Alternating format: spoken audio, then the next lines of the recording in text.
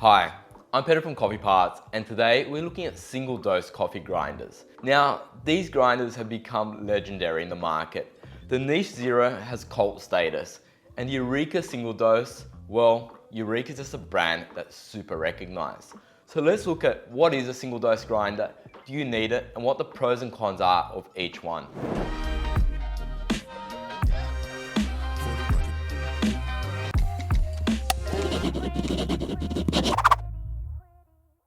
The Niche Zero. Now, there's a lot of videos online diving into this machine. It has a serious cult following and was the first single dose home grinder launched in mass to the market. I originally ordered one from Indiegogo, and by coincidence, they were actually made at a friend's factory in China. And when I was in Hong Kong in 2019, I visited Daniel. Now, he owned the factory. It was nice to get the background and the stories and kind of made me feel good about owning a niche. The machine grew in popularity.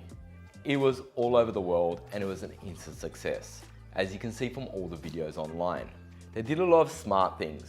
They looked at the issues of grinders at the time, retention, speed, etc., and looked at how to solve them. They didn't engineer their own blades. They reached out to Mazda and took the proven Mazda conical blade and put it into the grinder. And it really did work. We were one of the first in Australia to be selling the niche, and we went on to sell an insane amount of units. So the niche has been part of our story for quite a while. With the Eureka has a place in my heart. In 2015, we helped launch Eureka's home line in Australia at the Coffee Experience show at Moore Park.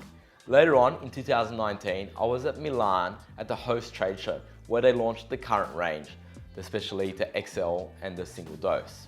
So we know these machines well and we sell a lot of them now.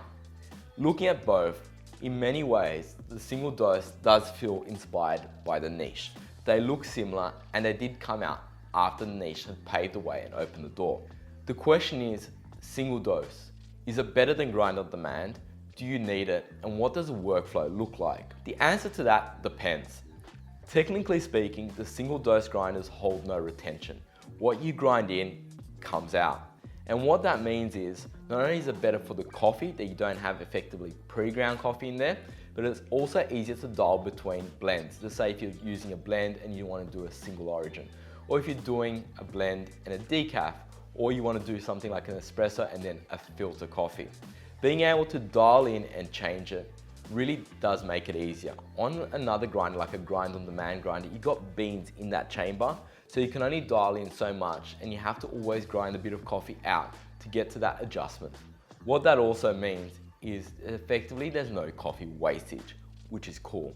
And because you're not storing coffee in the hopper and you're generally storing it in little canisters that are airtight, vacuum sealed, the coffee lasts longer and it is better for the coffee. So overall, you're going to get a better coffee experience, but the workflow is longer.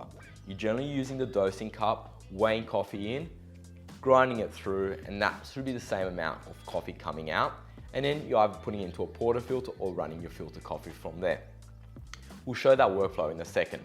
With a grind on demand grinder, you're just putting in your portafilter, it's grinding to a time that you've specified, so a lot easier to do. There might be some retention. In some cases, people run their single button as a little purge to get rid of the retention. It is an easier workflow, something maybe in the morning when you don't want to be too fast, an easier grinder to live with, but these grinders do perform better. And if you're looking for the best results, which you're probably watching this video wanting these results, then these are the grinders to get. When it comes to the niche or the Eureka, they've gone like different approaches. The niche have run conical blades, so they've sourced the blades from the Mazda Coney, which are a proven blade. With the Eureka's case, they've gone for a flat blade, 65mm diamond cut, and they've patented the design. What that also means is, in the Eureka's case, there aren't aftermarket blades for this grinder yet. There are SSP blades, but they're 64mm, so they're not going to fit. So as it is, you're going to have to use the Eureka blades. That's not a bad thing because they've done a good job with the blades. The question is, what's better, conical or flat? And that's a whole rabbit hole to dive down with so many different opinions. In many senses, for filter coffee, it is well established that people prefer flat blades. And with conical blades, they are great on espresso, but it does come down to the RPM of the motor and the speed. That's why when you get the hand grinders like the Commandant or Time or X, they're conical, and when you're running them very slowly, they perform awesome results. But that's a whole different video and a whole different rabbit hole. Effectively, these grinders do perform well for filter and espresso, and we're just talking about minute details. When it comes to dialing in, the niche is easier. You can see the markings here from pretty much any angle, and you can adjust from espresso to filter with one easy turn, and it's just a super easy motion. Because you don't have beans in there, it's really easy. You're moving the blades, but you don't have the resistance of the beans, so you don't have to grind out any coffee from going from, just say, filter to espresso. On grinders that are grind on demand, you do have to grind it out. So that's a super easy way to dial in, and the workflow is easy. There's a little switch here that cuts off the motor if the lid is open. Open the lid, pour your beans in, close it, and it's grinding. With the Eureka, it's a little harder to dial in. You got a small knob here. And in espresso, to dial in small nuances, because they're both stepless grinders, but to dial in small nuances is really easy. But if you want to go from espresso to filter, it tends to be about a 2.5 turn, and you do get lost where you're at. And if you get lost, you basically have to bring it back to 0 and then go from there. So you count out you're about 2.5 turns. So the workflow or the user experience from dialing it in isn't as easy as the niche. Performance-wise, they're on par. They're both quiet. The Eureka is a little bit faster, but it's also a little bit messier. So I feel like there's pros and cons to each one, and working out which one's best is kind of hard. The niche definitely has a cult following, so there's probably going to be comments below saying niche, niche, niche, niche, but realistically, they've both taken a different approach to a very similar solution. So let's grind out some coffee and see what the workflow is like on both of these machines. Firstly, with the niche. Grab your dosing cup, and we just want to make sure it's at 0. We're going to grind out 20 grams of coffee.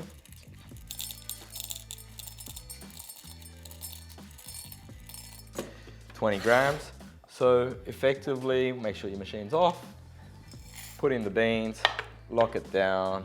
We're already in the espresso range, and run it.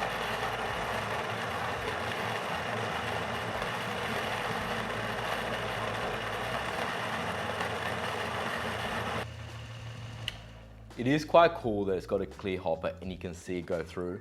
This is one of the newer models with the flow control disc, which also reduces the popcorning. And there you have it. Theoretically, yep, we've got spot on 20 grams out. So what you put in, you grind out, super easy to adjust, and that's what you get from a grind on demand grinder. If we're doing espresso, we obviously put it into our portafilter and turn it over.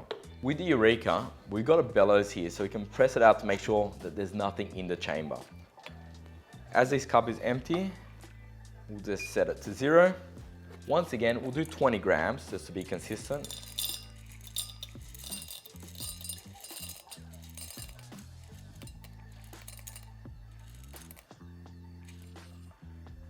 There we go, 20 grams.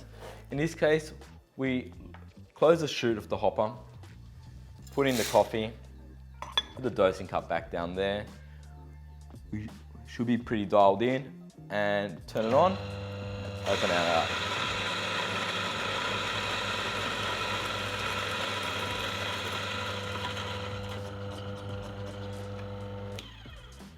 The Eureka is a little bit messier. You can counteract that by spraying a touch of water in there and you'd get a little less mess. But in saying that, most grinders will have a little bit of mess. And let's weighing that out.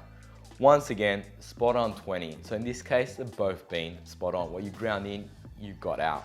Sometimes you can still get the smallest of variances, but it is next to nil. Grinding both of them out, they are quite quiet for grinders, both at around the 60 decibels. So on the volume side, they are nice, and probably at the point now where grinders aren't going to get much quieter. There's still beans that are getting chopped up and bounced around. When it comes to support, it's a big thing. The niche is now direct to consumer, so you don't have a local network of dealers that are there to support you and to fix it if something were to go wrong. In saying that, they have been a stable machine. With the Eureka has a global network of distributors and retailers, which makes it a lot easier should anything go wrong or you just want something like a spare part. Once again, they've both been super stable, so that might not affect your decision on which one to buy. The niche is kind of hard to get. They seem to always be sold out, and a lot of people are buying them and then reselling them at an arbitrage at a higher price. And the prices that they're going for now make me question whether I would buy a niche. And I do own a niche. I just don't know about the reseller prices that are going on, if they still hold value at that level. Eureka are a lot easier to get. You know, they come in 3 colors, black, white, and chrome, and the black does come in a matte. With the niche, it comes in white and black, but it's a glossy black, and you're finding a lot of people are wanting the matte look. So it really does come down to personal preference. The Eureka is made in Italy, the niche is made in China, but they are both well built. With the Eureka, just slightly more solid. They both grind on demand, they're both consistent. The niche has gone conical, the Eureka's gone flat. But it becomes much of a muchness, it's hard to pick. Definitely easier to dial in on the niche. So I'm curious, which one do you have?